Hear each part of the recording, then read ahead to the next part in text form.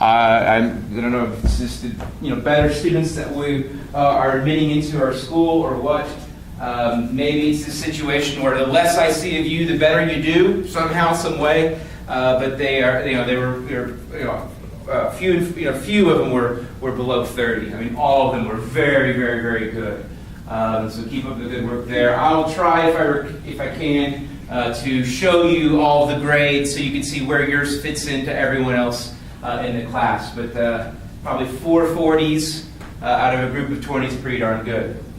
Also, if you want to go find your final course grade, now that we are in the final week, now that we all know Exam 3 is next time, next Wednesday, I'll replace the schedule with the course grading scale. You can also find that course grading scale in the syllabus on page 4. So we go down to the syllabus, page 4,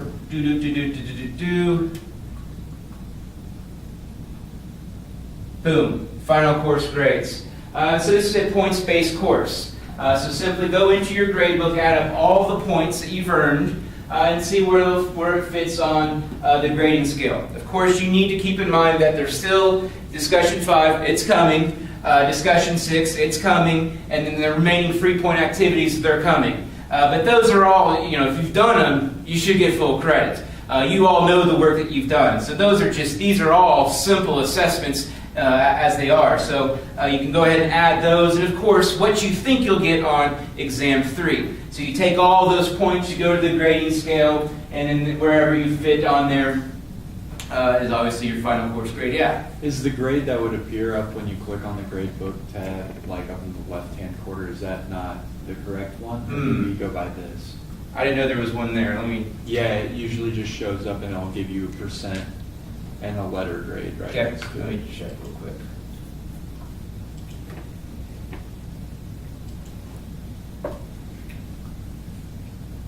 Yeah, it is. Is accurate? Yeah, and so the percentages are applied to my grading scale. So 98.8 is an A+. So it all coordinates to my grading scale. So yeah, so that also is a way you can see where you're at right now. But of course, does not include those. But I would just be safer. I'd probably go by the points. But I'll triple check this when I get back to the office to make sure. But those look pretty accurate. Yeah, because yeah.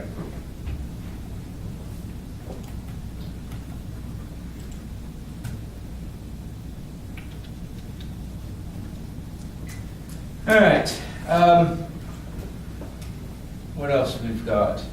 Let's go ahead and roll with the Exam 3 review. So once again, this is up to you as far as the questions asked. We've got it all in videotape. I'll add that to the Wednesday discussion tab on the left-hand side of OnCourse. I made a sheet that kind of explained where everything's located, but I left it at home. So as we go through each of these questions that you ask, I can maybe help as far as where I can remember where those are located, but also help with make sure you take a look at this video, especially for this particular question. So let's go ahead and let you fire away. No, go ahead. No. The diagram one for chapter 13. Yeah. All right. So this is chapter 13. If we look at the very first video in chapter 13, I just introduced the idea of what this is. So I'll go ahead and scroll down so we can see more of it. But this diagram. And I haven't made the exam, but this one's the only one from that chapter. So there's a good chance that this will be on there. But for this one, for chapter 13, the diagram below was used, filling each of the boxes to describe, illustrate the systems approach in this space below the 5 boxes by slowly focusing on the first 3. All right, so let's go ahead and let's fill in these boxes. The first one, human driving forces. And so I'll go ahead and explain human driving forces, since that's one of the starred ones, the one that you're asked to explain in the question. So these aren't where we're going to see environmental impact. This is not where we're going to see trees being cut, coal being dug out. These are bigger picture ideas. So these are things like more babies being born, population growth is of course going to be more resources needed to be consumed. And so when you focus in on the human driving forces, there will be a specific section that focuses in on this, and it's the IPAT formula. So when you answer this question, human driving forces, be able to explain the IPAT formula. And the IPAT formula, very simple idea. It's I equals P times A times T. And what I is environmental impact. So essentially, as P goes up, we know then that I is going to go up. What's P? Population. What's A? Affluence. And what's T? Technology. So essentially, these are all human driving forces, all things that are going to eventually lead to environmental change, environmental impact, but they're kind of indirect influencers. So population growth, that's really when we look at those countries that have huge population growth rates. How can they, lower their environmental impact? It sounds weird, but it's maybe the control of population growth, and that's of course gets into some controversy with religion and all of that. But nonetheless, it's a way to lessen the environmental impact for those developing countries, especially. Affluence and technology, they kind of go hand in hand, but that's essentially you look at a college campus. Every single, you can't survive on a college campus without a smartphone, probably an iPad also, probably a laptop as well, flat screen TV, all these various things, all these various resources. So essentially, as you increase your affluence, you also increase your environmental impact. So another way to think about that is like plastic water bottles. I don't know who's drinking a water bottle. Yeah, so all across the world now, people are drinking water out of a plastic bottle. And of course, that's increasing resources. That plastic is essentially oil-derived. It comes from petroleum. So across the world, as people increase affluence, more people buying water bottles, which is going to, of course, lead to environmental impact. More people affluence cars. More people driving. You look at where's car growth the highest right now? It's in Asia. It's in the Middle East. And so what's happening is rising affluence there. Guess where Ford and Chevy are all about? They're all about now those new markets because there's increasing affluence. Technology, essentially, as we have more gizmos and gadgets. For example, I think I used the example of the computer chip industry to make a computer chip because that's all this is about. It's all about getting as much information as possible in a little small little thing. Think about computer chip technology. So many resources used and required to keep that little whatever, gigabyte or whatever the hell, a little memory chip clean the entire process because if you get a little speck of dust, of course, it's rendered useless. And so the human driving forces, they eventually lead to environmental change, but they're indirect. Now we get to the second one. So that's human driving forces. And if you want to, you can also explain the shortcomings of the IPAT formula. There's some flaws. And if you want to do that, that's fine as well with that first box. The second one, human activities. Now we start to see environmental impact occur. So as more people are consuming meat, what are they doing there in Brazil? They're now clearing their rainforest and now turning that rainforest into grass because cows, they like grass, and for some reason people like Brazilian steak all of a sudden. And so what's happening is their environmental change is now happening. Deforestation, clearing the area for meat, for cows to graze. So that would be an example of primary sector. So when we talk about human activities, in the second box, talk about the three economic sectors. Talk about primary sector. Primary sector, very land intensive. Primary sector, we think about farming. We think about agriculture. That's clearing the natural state of things, the natural physical environment, and turning it into something different. So deforestation, clearing a rainforest for timber or for grazing is examples of human activities. Primary sector. In terms of secondary sector, think about manufacturing. Think about all those smokestacks, all that air pollution being created by industry making and building things that we consume. So think about the car industry, for example. We think about tertiary sector, business people are traveling all over the world, so a lot of travel, there's a lot of resources being used. But think about a salesperson. A salesperson, their job is to get you to buy more stuff. Get you to buy this product. That iPhone that you have, you need to get the new 10S or 12S, whatever the hell number we're at now. You got to get the new one. You got to wait in line all night for it. In fact, when it's even when it's going to still be available the next day, but whatever. So tertiary sector, salespeople. It's all about getting more people to buy stuff, consume, and of course that's going to lead to increasing human impact on the environment. So once again, a refresher. Human driving forces, indirect activities that then lead to human activities, which are our direct impact on an environment, where actually we have change occurring. We get to the third star, now we have environmental change. So environmental change, there's an entire section in chapter 13. It's mostly videos. So you can go through any example you want. You can use the ones that I included in textbooks. For example, dam construction was one. Invasive species was one. Kudzu, I love talking about kudzu, was an example. Probably there's 3 or 4 more examples of invasive species. Deforestation was another one. You could even talk about climate change if you want to, even though if you notice, I don't like to talk about it in a 100-level course. You can even talk about climate change if you want. So whatever you want, but make sure you tie that in.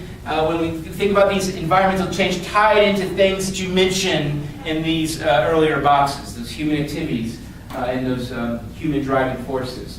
So environmental change, there's a series of videos there in chapter 13 that you can talk about whichever one you want. And of course, including ones that you know on your own. Now, the last 2 boxes are never anything that you have to talk about or explain, but what are they? Adverse, natural, and human consequences. So now, we change the environment. Now we have to deal with these changes, consequences. So this box here, adverse, natural, and human consequences, and then finally solutions. And so this whole systems approach is basically the idea kind of looking at the entire environmental impact process, looking at all kinds of aspects of it, and hopefully not doing a whole Democrat-Republican thing and all of that noise. Yeah? So did you say that the last 2 we want to... Yeah, don't need to explain. Or any, Yeah, or so in this question, just focus in on explaining what's going on in these first 3. So explain human driving forces, the IPAT formula. Explain human activities, the role of primary, secondary, tertiary sector. Environmental change, whichever example you want to use. Desertification, deforestation, all your various stunts. And then finally, adverse. Yeah, these 2 don't really need to talk about them. Just make sure you know them by filling in the box on the exam. Okay, so we're going to basically have that box too. Okay. Oh yeah. So this one, yeah, with it being the only one from the chapter, it's going to be in there. And it'll be big enough where you can fill in these boxes. Unless you have elephant type. What do you call the last 2? So this box here, so just think about how this is a systems approach, how one thing leads to another. So environmental change is this one, and this here, we have adverse, or just think of it as consequences. So now we have issues to deal with. Whatever ones we want to use. It could be now, like for example, kudzu, you can't get rid of it. It's all over the place. Kudzu is this invasive species from the south. Air pollution. And now our air is dirtier. Now we have higher rates of lung cancers, we could say. And then finally, the last one, solutions. And so I like this systems approach because when we think about solutions, we need to think about solutions in all of these aspects. Cool. So that's that one. And like I said, go ahead and put a star on that one. That one will be there. And I'll be here too. I like last time. Yeah. Describe Kibera or Cool. that one, yeah. Yeah, all right. And so this one here, so that's chapter 12, I believe.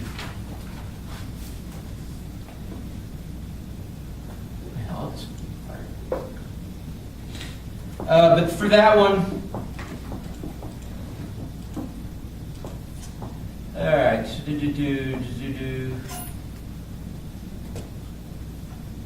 There we are. Okay. So what we have here in this question, Kibera or Darabi, so you can pick which one, is this is an example of urban slums in developing countries. So urban slums in developing countries, and so that's what this whole question is about. So one of the tricky things is what is a slum? It kind of depends on what you think is too tight quarters. What do you think is dilapidated housing? It's kind of hard to describe. But urban slums in developing countries, what's happening here? unlike in developed countries. In developed countries, they're kind of depopulating. They're places in which are becoming more abandoned. People are living less likely to live in. And urban slums in developing countries, it's the complete opposite. These are the places that are growing the fastest. So when we think about world population growth, it's really there in those developing countries and in their urban areas especially, and we can really see that in these slums in developing countries. And so both of them, whether it be Kibera or Dharavi, they have similar characteristics. So similar characteristics, less desirable areas. So they're in the least desirable areas. It could be a floodplain, like Kibera. So what happens is, if it's in a floodplain, it's right next to a river, and so what happens is the river will flood, and all the people's houses are now underwater, and you also don't have too good of sanitation there. So it's another thing I mentioned, flying toilets. If you go back to that video, I talk about flying toilets, and so now you have sanitary conditions in which feces and kids and people are all interacting, which is not good. So less desirable areas. Also, you got temporary housing. This is not deals in which people actually own properties. It's not, they might have a landlord, but no one really owns the property. It's often maybe government owned, maybe not. But these are areas that once again are kind of on the fringe of the physical environments. There's a reason why no one wants to build houses there, because it's in a floodplain or it's in a less desirable area. Other characteristics you find here is that, in fact, there is an economy. So there's this kind of this perception of all these things I mentioned, a lot of photographs. There's this woman named Sally Struthers. For a price of a cup of coffee, you can feed this child. They show a picture of this child, and they make this look like it's the least desirable place in the world. Nothing's going on. All people are doing is just waiting around for aid to come to them, and it couldn't be farther from the truth. There's actually an economy in both of these slum areas. So just like any old economy, there's different levels, middlemen, people who are in charge, bosses, less people that are kind of at the lower side. People like myself are at the bottom of the totem pole. And so you've got these very similar situations, but once again, the thing that's very present here, though, is the informal economy. So the informal economy, once again, that's like the black market, under the table, not government registered. So in the urban slums area, one of the things is you don't see, this data, their employment data or the GDP data, because of it, of course, being unreported. So that's some big picture characteristics that you find in both of these slums, and we find that traditionally in most urban slums in developing countries. In both cases, you've got the role of railroad, the role of transportation. So once again, railroads aren't places in which people like to live along. But in both of these cases, what the railroads are doing is they're providing a very easy, a very accessible way in which people are getting from the rural areas to the urban areas. And so transportation, in terms of railroads, is very important to understanding both of these slums, because how are they growing? People come and just jump on the train, they take that train, and they stop right there nearby in that urban slum area where the railroads go right through. So it only adds to this massive population growth that we see in both of these places. Now, in terms of describing what goes on each one, I'll let you go ahead and go back and look at the videos more in depth there. But in Kibera, that's the one in Nairobi in Kenya, so a primate city. So that's what's going on there. You see a lot of kids, a lot of young people, which makes sense in Africa. It's a very young population. You don't see the best sanitary facilities. You see where people actually have to pay to use the toilet. And so that's one of the not an area where there's high income levels and they're paying to use the toilet. Where here in developed countries we just push a button and it's all going. And Dharavi, it's a little bit higher technology in terms of buildings. Dharavi is a slum right next to Mumbai, India, a very, very large city in India.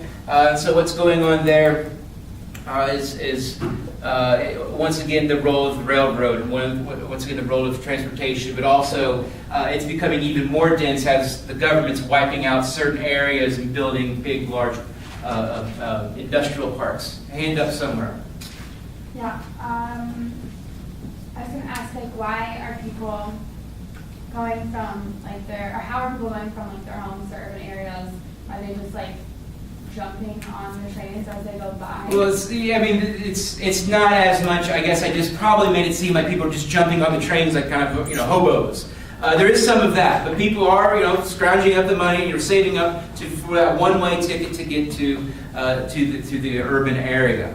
To work? To work, yeah, to work and live. And so often what happens is there's this kind of this view that this is going to change their lives. They're going to find that job in that city. Word of mouth, chain migration helps. That's going to help their children have a better school and a better life. Oftentimes they get there, and that's not the case. And so there's kind of that misconception that it's going to change their lives, but people are willing to, especially as rural areas change, and they see they can make a whole lot more money doing something else in the city, in an urban area. So a lot of it's a false hope, unfortunately. So are more of these just set up around railroad tracks? So they'll just set up shop and help their homes outside? Right. And so they've kind of developed, a long time ago. So it's not like they're kind of popping up and, it's like not a new development. But it's kind of at the nexus of those human things, railroads, transportation networks, urban areas, undeveloped land, but also the kind of the natural physical environment, less desirable areas, floodplains, steep slopes. You look at it in Rio de Janeiro, kind of the other side of the mountains. I don't know if there's an image I showed in the text, but you've got those mountains. You've got that, the Jesus guy. I don't know. He's doing something. You've got the beautiful beaches of Rio. We'll see them all next year along the Olympics. It's just beautiful over here. On the other side of the mountains, it is not looking good. It's very, very, very poor conditions. They call them favelas over there. So on the other side of the mountain, that's kind of the urban slum in Rio. Less desirable areas. Anyway.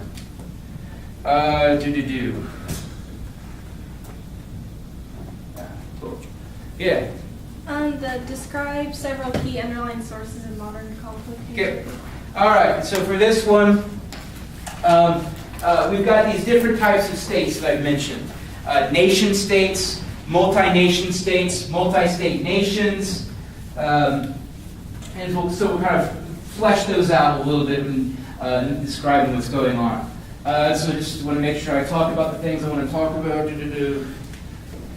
So we got the multi-nation state, the multi-state nation, and then we'll add the last one, terrorism. And so when we understand modern conflict, let's use it in the lens of those three different ideas. So first off, a nation state. What? Yeah, so we can see the question yet.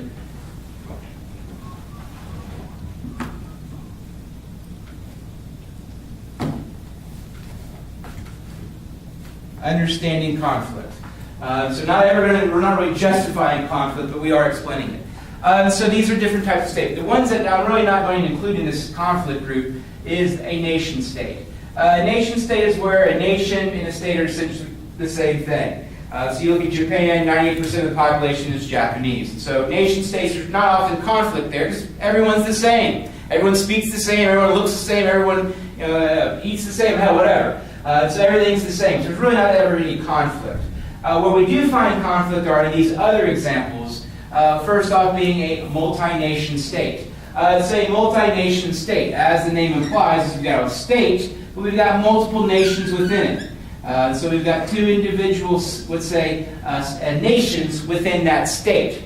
So we could say, over time, maybe you have conflict occurring, but let's say over time, Group 2 wants to separate themselves because they see, hey, we're different, we're distinctly different than the dominant Group 1 that rules the state. We want to become our own state. We want to rule over ourselves. And so in multi-nation states, we often have conflict, especially when we have what we call a separatist movement. A group that wants to separate, wants to be different, wants to become their own state, wants to be different than a different group. They want to be ruled over by someone else. Maybe a long-term rival or someone that speaks a different language, what have you. So in multi-nation states where you have separatist movements, you often see conflict. Now, not always do you see it. For example, in Quebec, up there in Canada, there's a separatist movement, but people aren't all, fighting each other. They're not all, we're not having huge skirmishes. But in other places of the world, like for example, let's say South Sudan.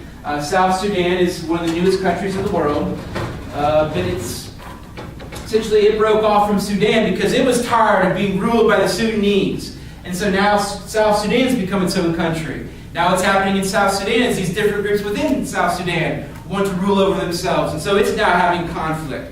And so oftentimes it's these multi-nation states in parts of the world where we see conflict occurring. See the Ukraine.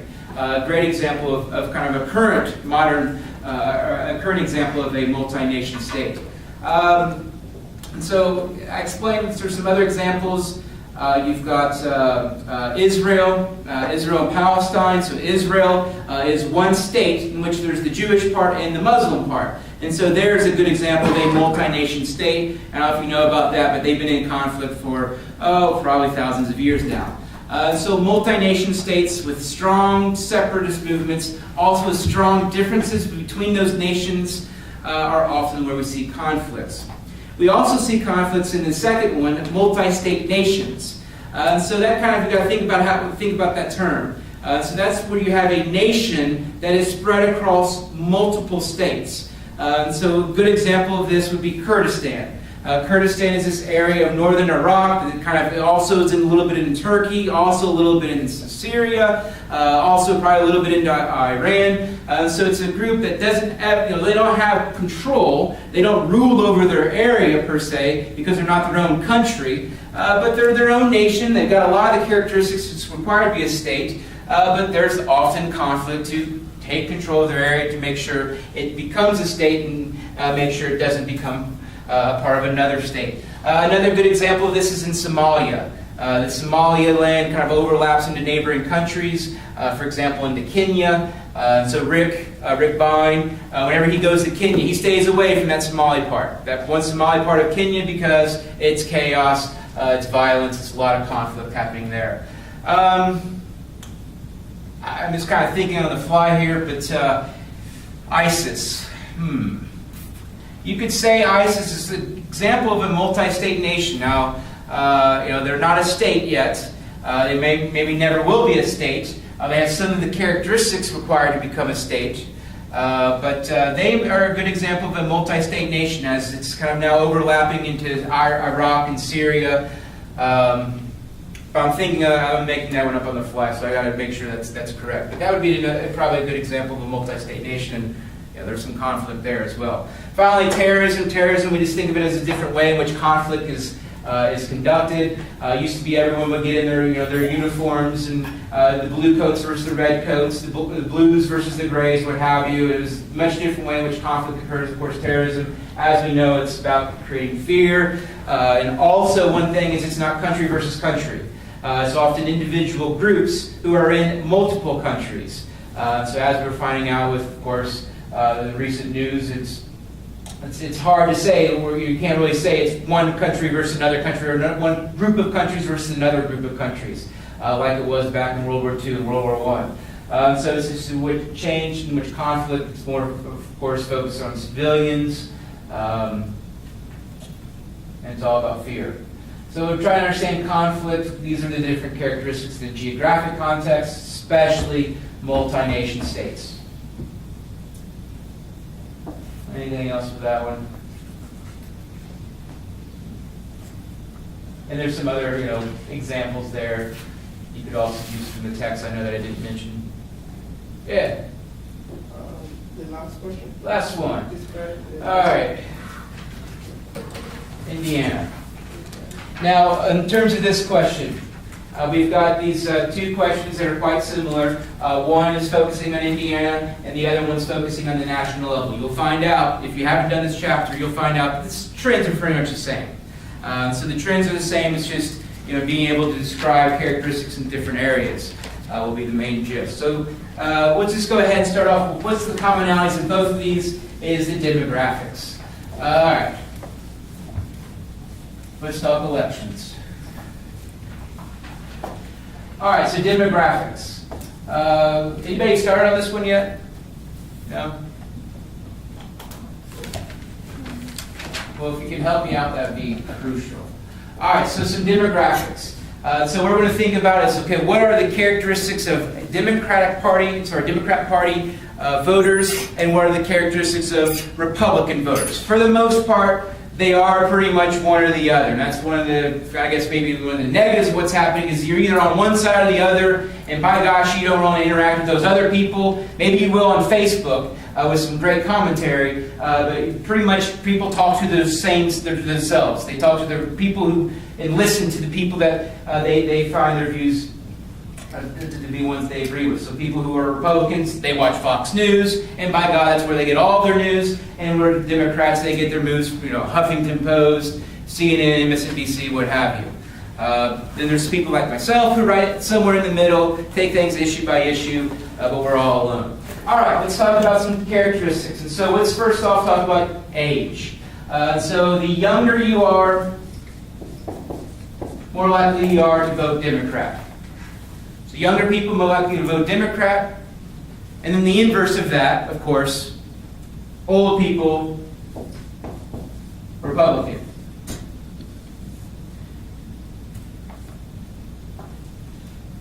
So in the Indiana context, where do we find young people? Cities. Urban areas. So in cities, we find a lot of Democratic voters. That's where we find a lot of young people. So cities, of course, where we're going to find younger people. Where else? Where we're going to find lots of young people. College towns. Colleges. Where we have colleges. So in the case of Indiana, you'll see Monroe County, where Bloomington is. It's pretty much a guarantee it's going to vote Democrat. So most of the state, Republican.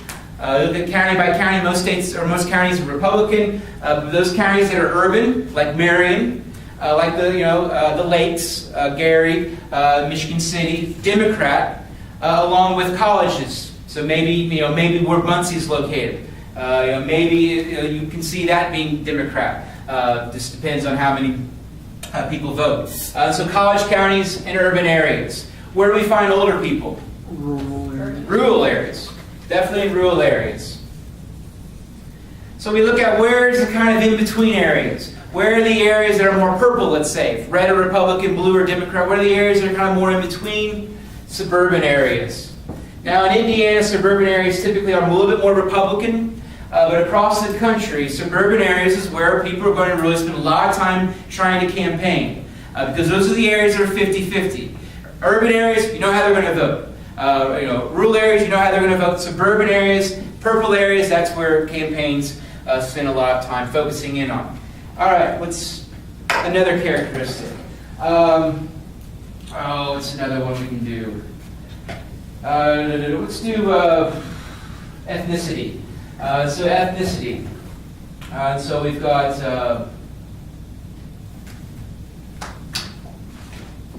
black, Latino, Hispanic, Asian, and white. So let's look at them. All right, so in terms of African American / black, Democrat. 2012 especially. Why? Because the president was African American. So we really saw that in the last two elections, African Americans going overwhelmingly for the Democratic candidate. But historically, you often see African Americans voting Democrats. Guaranteed in 2016 that will continue to be the case. So where in Indiana do you see African Americans? Cities. Cities. And so once again, we kind of can understand why cities are going to be more likely to vote Democrat. Not only do they have young population, they're also African American, have larger concentrations of Latin Americans. Latinos. Latinos is where the biggest jump in 2012 occurred. Big increase for Democrats. So I talk about Latinos. I'm going to start with them because they are the group that's pretty much the ones that are up in the air. I say that because in 2000, Latinos went Republican. 2004, went about 50-50. 2008, Democrat. 2012, Democrat. However, if we think about how do places change, most of Indiana is not going to change. The people that live there, people moving back home. How do places change? Migration. And so we think about what group do we see the largest migration occurring with? Of course, Latinos. And so they are the focal point of 2016, definitely nationally, because they're continuing to move to the United States. And so we had that in-migration, so that's one reason, but also they're up in the air. They kind of go back and forth, and there's various reasons for that. They live in rural areas. They're more likely to live in rural areas as well as urban areas. The role of Catholicism, very strong Catholic, which can be Republican-leaning. So this is the group that's very important in the elections going forward, and I would argue that's why the Republicans are really trying to push, besides Trump, push two Latino candidates, both Cruz and Rubio. And that makes sense. If they can win this vote, they can probably win the election. Next up, Asians. Asians typically vote Democrat as well. And so Asians vote Democrat. Where do we find Asians in the United States and in Indiana? College towns. And so once again, college towns, you can see the role of them. But in the United States, Asians, coastal areas, urban areas, big cities. Asians aren't really in large numbers moving to rural areas. Rural Indiana is not seeing large growth of Asians. But Zionsville is. Whiteland, Indiana is, with the Sikh population down there from India. Then finally, whites. Whites, the last two elections have voted Republican. So about 60% for the Republican Party, 40% for the Democrat Party. And so we look at Indiana, where are the most white counties? Rural areas. Definitely rural areas. Urban areas to a certain extent. But rural areas is where you're going to see overwhelmingly white people that are also old, which once again, a Republican candidate. Next up, let's do education. Education level. So education level, this is kind of interesting. Those with no high school degree and those with postgraduate degrees, so like PhDs, master's students. So essentially the least educated and the highest educated, those two groups vote Democrat. It's an interesting pattern. It relates to other things as well. Relates to some of the other things I mentioned beforehand. But those at the bottom of the education spectrum and those at the top, much the other way around, are more likely to vote Democrat. And so we look at where Lafayette is, very, very highly educated population, vote Democrat. Marion County, there's a large number of people without a high school degree, and it's very much a Democrat county. Those in between, we look at a high school degree and a college degree, or those that are kind of like you guys right now currently pursuing one, are 50-50. There's a reason why college graduates are also a focal point of the campaign. Once again, any group that's 50-50, that's where the campaigns are going to focus in on. The places that could go either way. So college graduates, you look polled most, throughout the last few elections, been about 50-50 as far as how they voted. Other characteristics. Urban, we did the urban versus rural, the white, ethnicity. Yeah, we hit those pretty hard. So kind of I try to tie it in with Indiana as well. So most of Indiana is, if you look at a color map, most counties go Republican.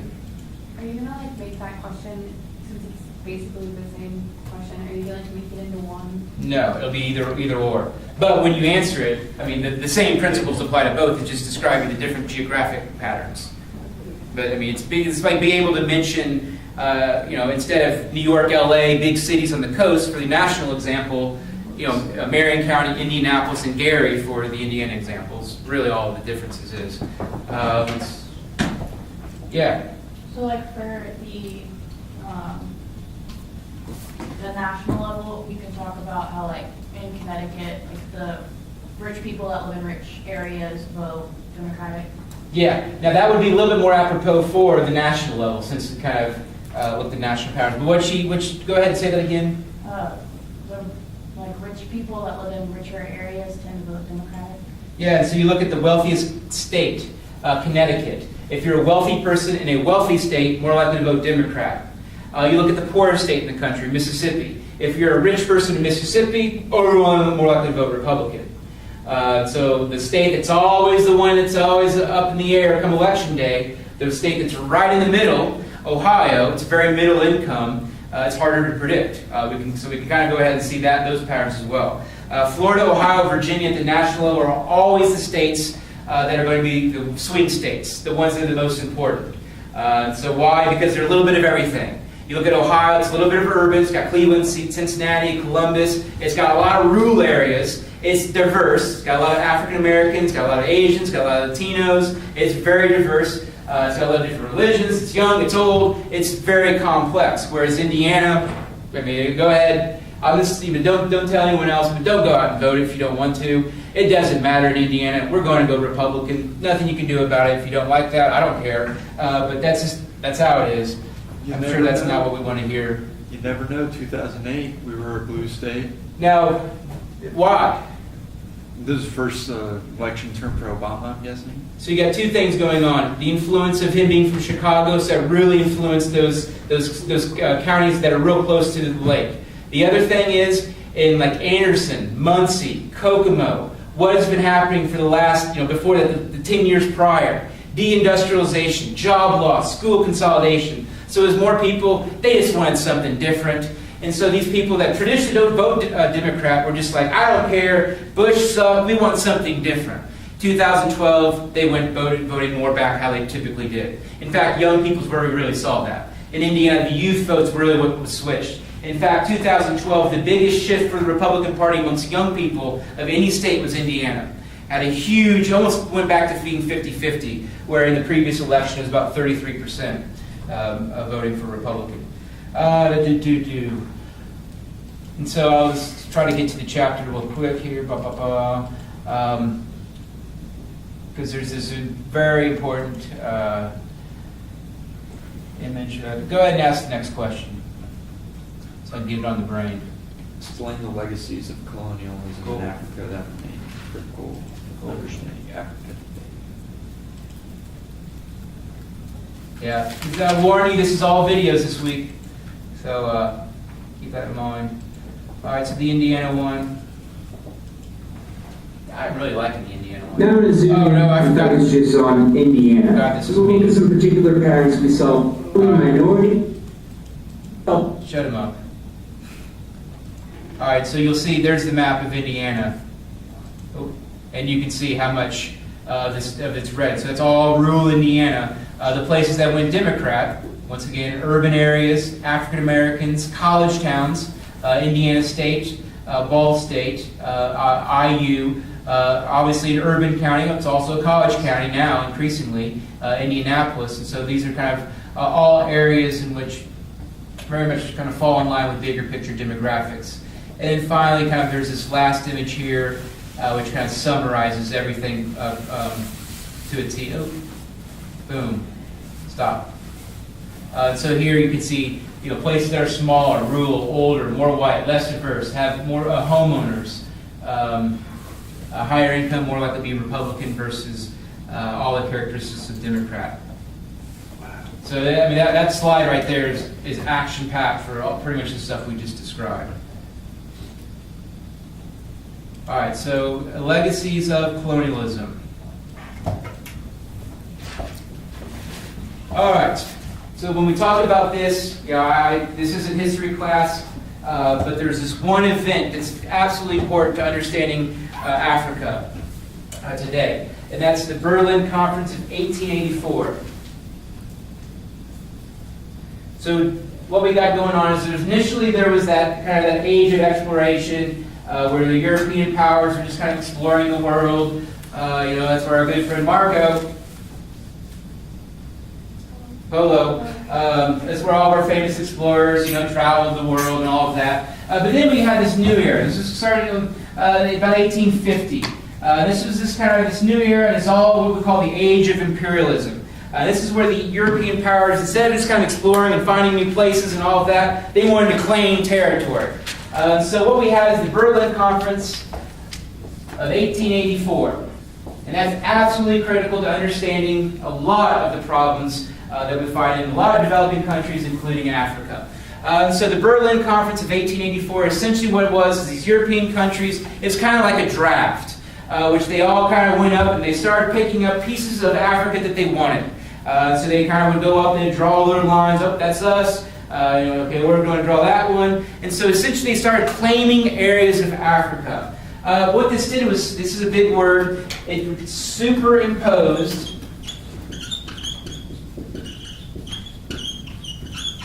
boundaries on top of Africa. So essentially you might have an ethnic group that have always lived in harmony with maybe another ethnic group.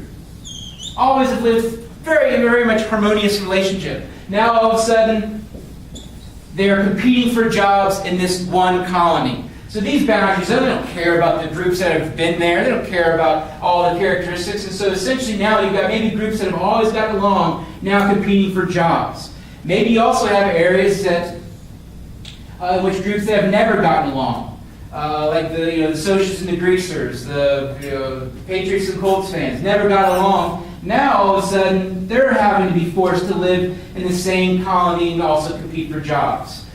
So that is another example. So it's essentially these superimposed boundaries. Maybe a group, an ethnic group that was separated just in half by a artificial line drawn on a map in Germany, not anywhere obviously in the continent of Africa. So these superimposed boundaries, what it did was it separated groups that have always got along, divided groups, unified regions were ripped apart. Also, you would say you have a lot of nomadic, a lot of groups that are constantly migrating.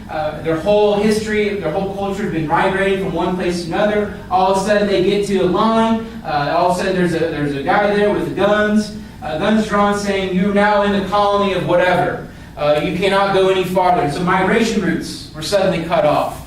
So all of this, you go back to Africa before 1850, was an area of innovation. Some of the greatest inventions of the world were found there. Arts, a lot of advancements in medicine, science, technology came from there. But you look at it today, it's definitely not the case. It's not an area we think of as being a source area of innovation. What caused the change? What was the big change was European imperialism, European colonialism, and it was those superimposed boundaries that changed. And this is an area where people didn't have ownership of land. It wasn't like they said, okay, this over here is our land, that over there is your land. There wasn't that view of space, of the world. But now with these artificial boundaries, now it became, that's definitely the case. So the superimposed boundaries, you've got to mention that one for this one. Next up, as far as what were the European colonial powers, what were they doing down there? What were they interested in? Were they interested in spreading religion? Not really. What were they really interested in? Resources. And so essentially what it did was it set up Africa as being very primary sector based. All about getting the resources from the interior and getting them out somewhere else. And that's one of the things we talk about. We talk about the resource curse, typically found in primary sector dominant countries. Where are the origins of that? This European colonial era where they set up these different areas to be an area where rubber was found. An area where oil, gold, diamonds, whatever it might be. And so we think about that primary sector dominance we see in Africa today. All goes back to European colonialism when they set it up, and they essentially used Africa as the source area for their resources. So setting up to be primary sector.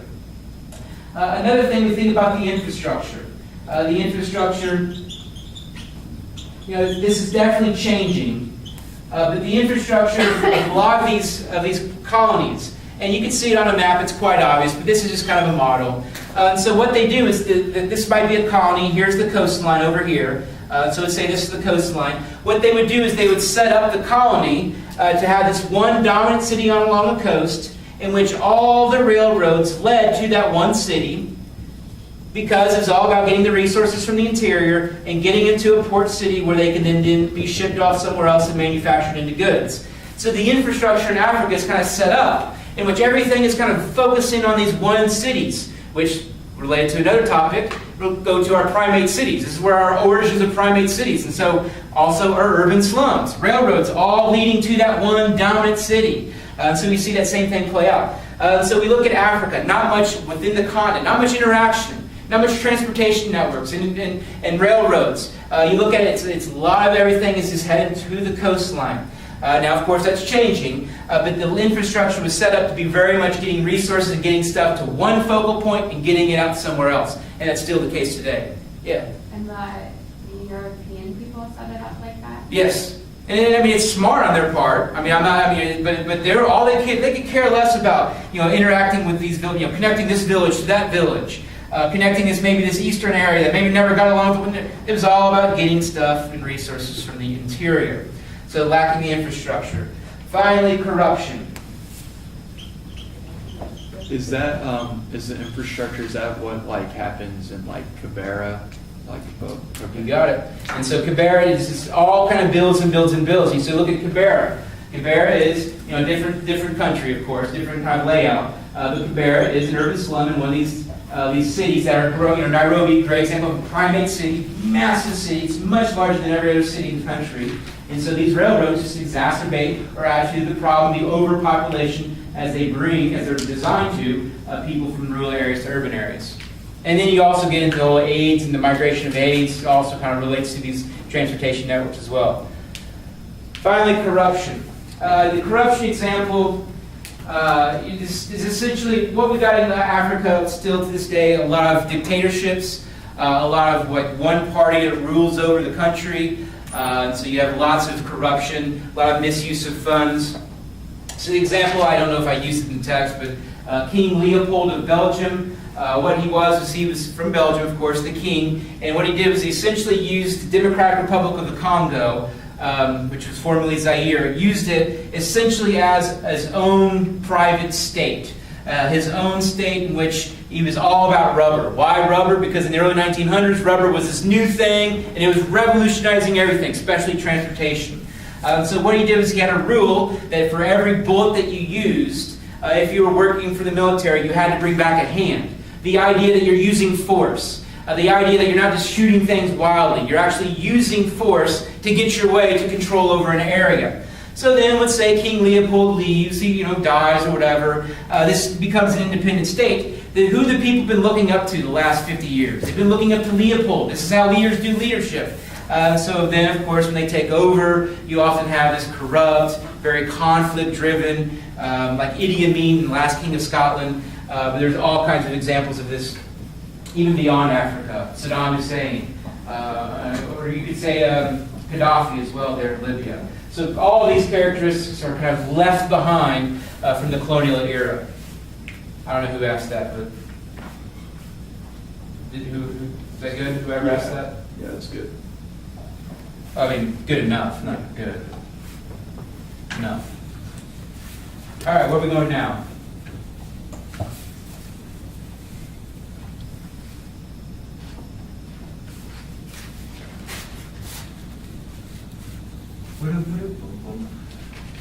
Anybody? Going once? Yes. Can we kind of go back to chapter 11, the concentric ring sector? Okay.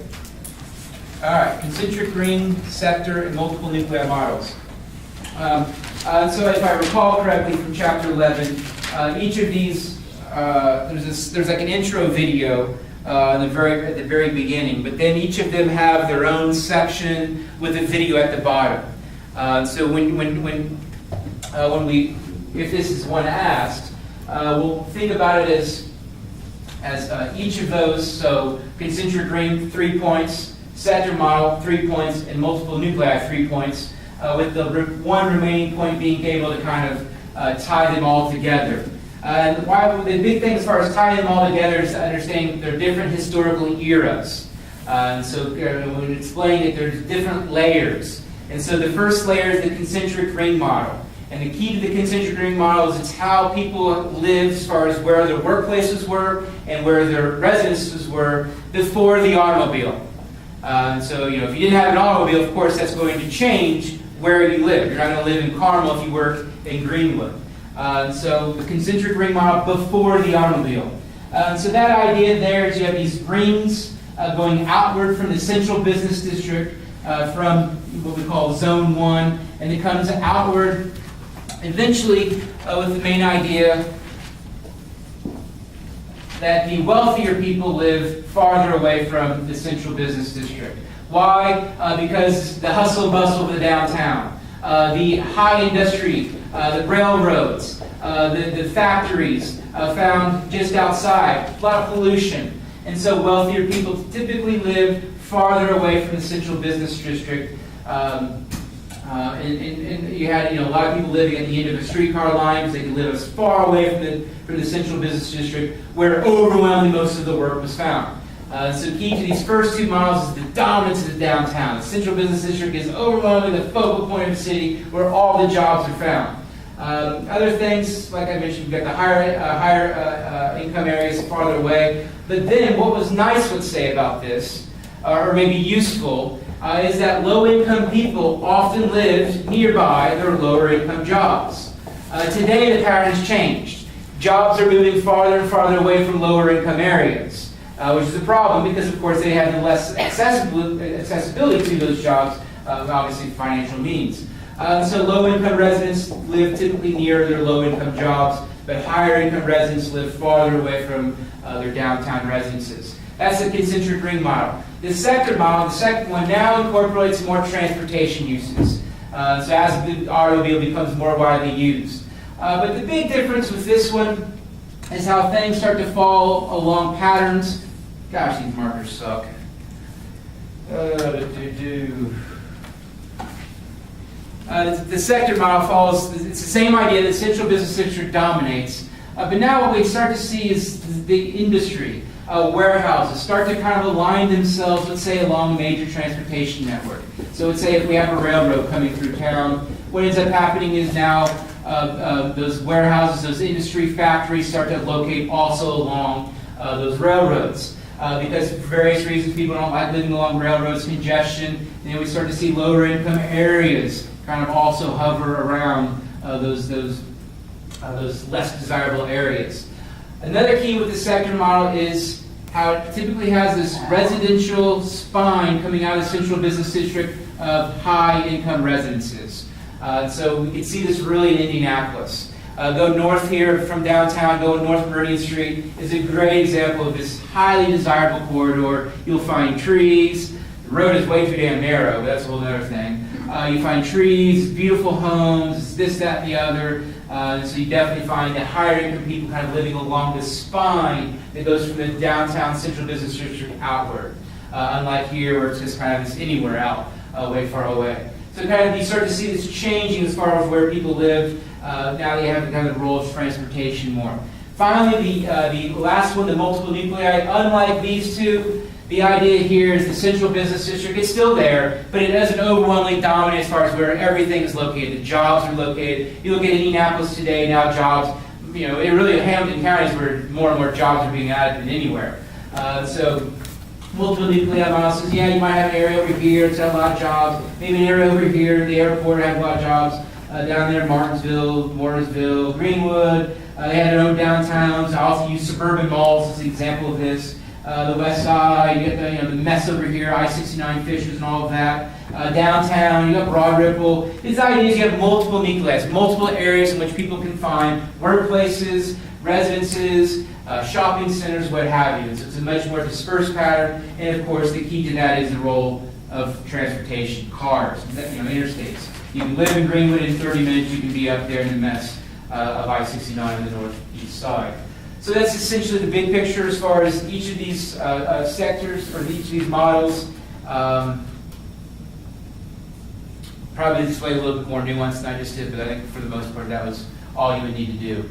As it says, as it say, you can also illustrate these. So if it helps to draw them out, by all means go for it. Whatever it helps as far as you showcasing to me that, my gosh, I know this, and this is evidence of it. So do whatever it takes. But that's the big picture idea. The first two models, all about that downtown, all about that base. Whereas the other one is much more dispersed pattern as far as those downtowns, those key core areas. Cool. Where else are we going to go? Just a quick question on the describe several examples of and reasons for residential segregation in the cities in the United States. Can you just do like income and racial? So what is residential segregation? So it's separate. I say it's more separation is what it should be called. But separation could be for income. Separation of groups based on income could be religion. Not so much here in the United States. We don't see that as much as other places. What we really see is the separation of ethnicities. So why is that? Various reasons. So I'll let you go ahead and go further with those. But thanks and mention with that question. Talk about the spatial mismatch for that question. So what's happening is lower income jobs are moving farther away from lower income individuals, which is not a good thing if you think about accessibility. So that's one thing to mention. Now, as far as some examples or some specific reasons, talk about redlining. Redlining essentially what no longer really exists in practice, but it still kind of does, is there used to be a map and people who were from a certain area, if they lived in the area which they were inside that red boundary that was drawn on the map, you weren't allowed to get a loan. You weren't allowed to, so that obviously hurts your chances of buying a home, and that adds to segregation or separation. So that's redlining. Another example is something called blockbusting. So that's where a developer might own a new property somewhere else out on the suburban areas. So what they do is they might also own another development that's older. What they might do is they might start having these people, the green people, the evil green people. They might start convincing them to move to this particular older development with the hopes that it's going to break up the blockbusting. And those purple people who don't like the green people then say, we need to move out. We need to move to that new development out here. So blockbusting, it's another example of separation, segregation. The last one is called steering. So if a green person comes to me, I say, oh, a green person would say for Miami, they come here and say, oh, here, I see you're interested in this area over here with the purple people, but I think you might like it better over here with the green people. So you're essentially steering people to different areas to add to separation. Any other questions? Real quick.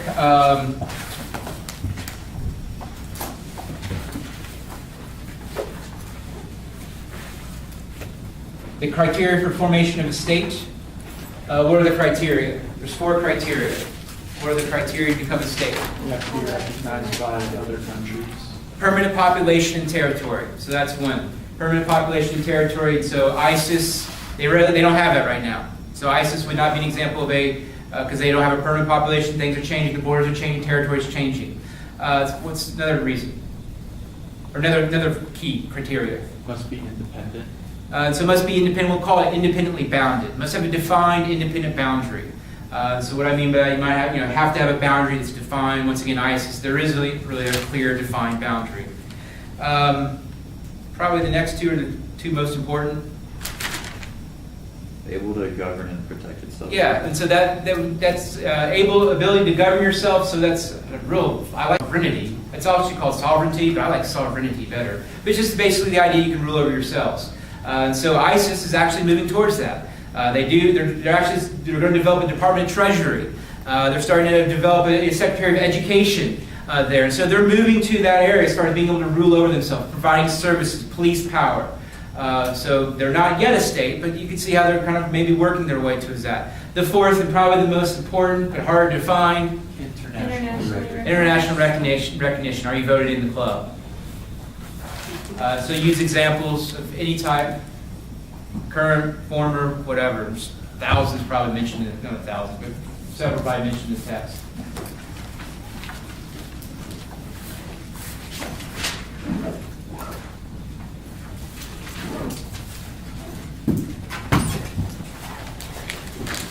All right, got any questions? Don't hesitate to email me.